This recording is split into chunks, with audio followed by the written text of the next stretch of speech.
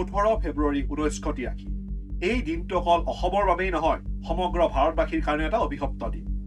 সেই সময়ত চলি আছিল অসম আন্দোলনৰ ভৰপক সমগ্ৰ অসমবাসীয়ে অবৈধ বাংলাদেশীৰ বোজাৰ বিৰুদ্ধে ৰাজপথত প্ৰতিবাদত নামি পৰিছিল সেই সময়ত নগাঁও জিলাত কিছুমান খবৰ ওলাইছিল যে লালুং সম্প্ৰদায়ৰ 4 গৰাকীকৈ মহিলা গণধৰ্ষণৰ বলি হৈছে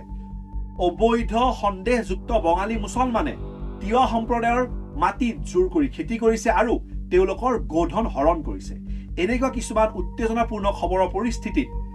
তিৱা সম্প্ৰদায়ৰ হিন্দু ধৰ্মাৱলম্বী লোকসকলে নগাঁও জিলাৰ আলিচিঙা কুলপথাৰ বৰবাৰী আৰু নীলিকে ধৰি প্ৰায় 14খন গাঁৱত 18 ফেব্ৰুৱাৰী তাৰিখে আক্ৰমণ চলাইছিল এই আক্ৰমণত যি হোৱা গণহত্যাত প্ৰায় 3000 লোকে প্ৰাণ হেৰুৱাইছিল আৰু সেই হত্যাকাণ্ড ইমানে ভয়ানক আছিল যে কোৱা বাহুল্য যে লোকেল এডমিনিষ্ট্ৰেশ্যনে তাক গাপ দিবলৈ চেষ্টা কৰিছিল যেতিয়া সিআৰপিএফ বা অৰ্ধসামৰিক বাহিনী আহি পৰিছিল তেওঁলোকে জ্বলি থকা ঘৰৰ ছাই আৰু ক্ৰন্দনৰত অৱস্থাত থকা মৃতদেহসমূহক আশ্ৰয় কৰি কিনে তেওঁলোকে সেই হত্যাকাণ্ডৰ পম খেদি উলিয়াইছিল আৰু এই ঘটনাৰ আজিলৈকে বহুতে কয় যে তাৰ জাষ্টিস নহল আৰু সেইবাবে এই 18 ফেব্ৰুৱাৰী 1983 চনটোক আমি সদায় কাৰণে এটা অভিশপ্ত দিন ৰূপে স্মৰণ কৰিম